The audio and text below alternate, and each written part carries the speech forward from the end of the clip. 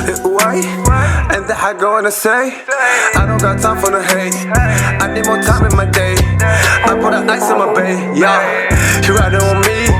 I get my drip overseas. Niggas are hating on me, yeah. How y'all doing, ladies and gentlemen? Pieces and blessings upon all my AkHis and all my sisters out there. Welcome to Split Decision. I'm your host, AkHi. To my left is no other than Professor Nims, the pundit with the PhD in pugilism. Talk to him nice. Don't talk to him twice, because that's a real life professor for the ones that don't know. Come get educated. So for all the casual fans out there, welcome to the AkHi University, where we offer the book of the truth. So since people love to judge a book by its cover, we're going to paint a perfect picture for y'all. So if y'all do take the time out of y'all day to read the book, hopefully y'all will graduate from the AkHi University. We got real life professors. Classes in session right now. Yeah, with PhD degrees teaching at the AkHi University. So it's free to attend. All you got to do is subscribe below if you're trying to get smarter by the minute. If you're trying to get dumber by the second, don't. And listen to these casual fans. So for all the casual fans out there, welcome to the AkHi University. Hopefully y'all will graduate soon enough. We believe in everybody, so everybody is welcome here. To all my AkHis, salute. Hashtag AkHi, the boxing brotherhood. Yes, and sir. To the new media members, to the new media partners, and to everyone that's part of the new media movement, shout out to y'all. It's a pleasure to have y'all here. We're going to represent, we're going to show in, and we're going to show out. Deontay Wilder, the hardest hitter of all time in the heavyweight division. I guess if it's in the heavyweight, it's just the hardest across. I mean, we can do well, pound for pound. if you're the hardest hitter in the heavyweight division, you're the baddest man on the planet, because obviously of all time. Because I don't know. But hold on, let me give y'all the statistics on the Deontay Wilder. So Deontay Wilder, he has a KO percentage of 95%. The closest one to him is Rocky Marciano, 88%. But Rocky Marciano fought. I'm sorry, he fought at 80-year-old. You know what I'm saying? What was his name? He fought Joe Louis. Joe Louis. He was 80. Well, yeah. Like, man, he was 45 at the time. He was done, and he didn't fight no prime fighters and no threats. Obviously, Klitschko 87%. Which Frank 84%, and George. Was it Vladimir or Vitaly? Vitaly. And George Foreman, 84%. In my opinion, the hardest hitter of all time in the heavyweight division, pure power, because obviously Mike Tyson come into play if he stay focused, because he had the perfect combination of hand, speed, and power. Yeah, and technique. And technique. So Tyson is up there for sure. I mean, he got the best left hook in boxing almost, for his style. And George Foreman, pure power. Yeah. I still believe, George Foreman on that list too. Keep in mind, George Foreman, after he lost to Ali, he kind of retired for a long time. That's why he was the oldest heavyweight. He was the oldest heavyweight champion of all time, winning the title at 45 years old.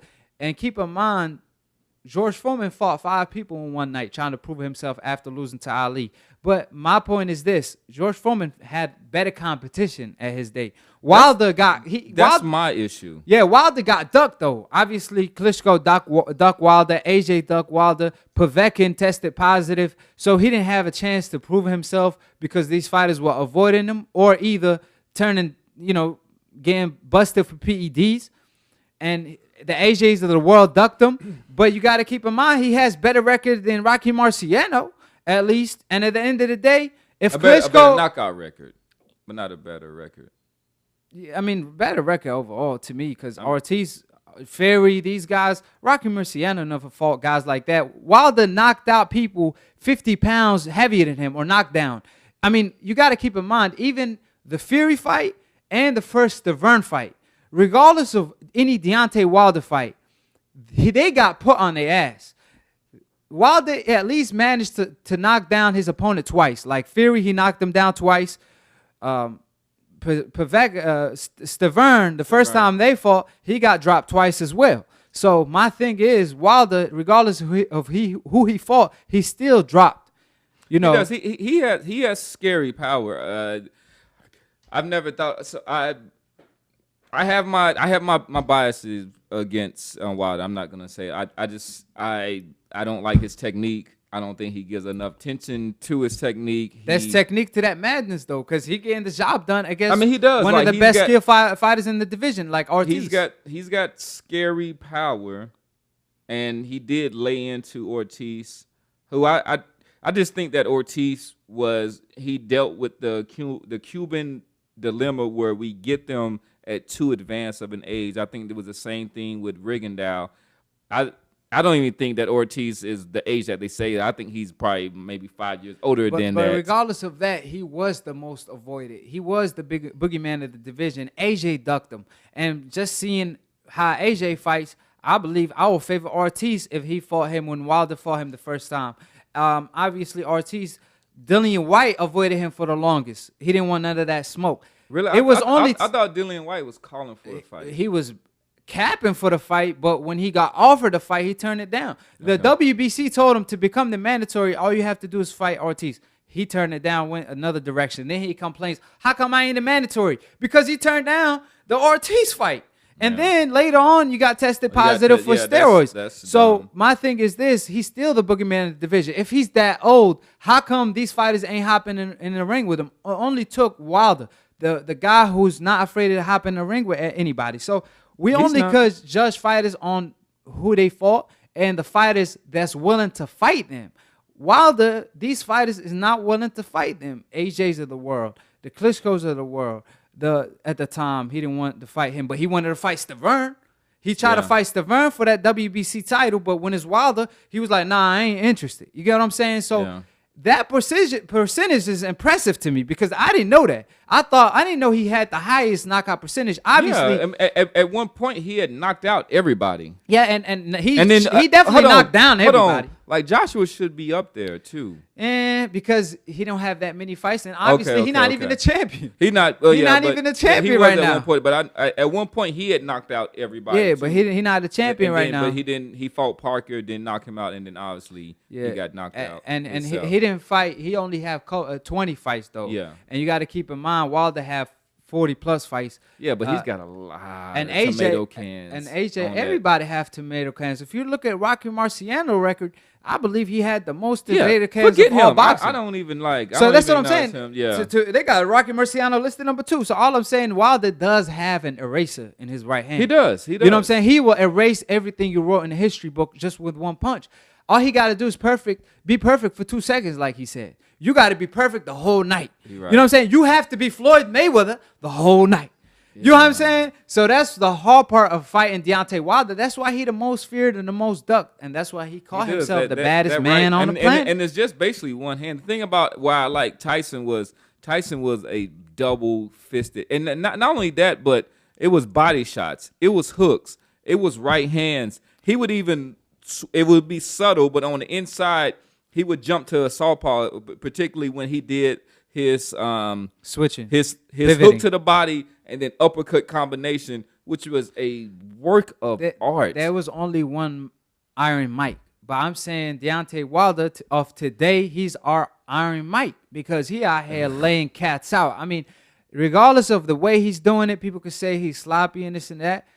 At the end of the day, Ortiz is way more skilled than the Deontay Wilder. So there's skill to his madness. His awkwardness worked for him. And because obviously Ortiz is a fighter with short reach and all that, but he let his style work for him. Deontay Wilder, longer rangey, he made his style work for him. So you got to work with your attributes. Yeah, I mean, Wilder came to the I'm gonna have to just get over it. Yeah, he did. He came super late. I just have to, as a boxing purist, it's kind of cringe-worthy sometimes when I see. But you gotta respect it. You gotta. No, it's all the respect. Deontay Wilder, he looking sharp with that jab in training camp for the Ortiz. You know what I'm saying? He looking sharp for that one too. And Wilder got he got impressive. He better watch out for that right hook. No, his hand speed is crazy. His leverage. He's similar to Tommy Hearns without the technique. He didn't come from Crunk Gym, but in that Tommy was a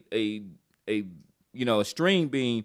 But he had generated so much power because of his length, and he had so much leverage on his punches that he put Roberto Duran to sleep. Yeah. But see, that's the thing. Like Prince Nassim Hamed back in the day, obviously he wrote his own book. Roy Jones did too. Wilder is the same way. He's awkward. He does some things that's unorthodox. Sometimes, you know, he is wild, but he only get wild then, you know, he becomes the Wilder when he hurts you.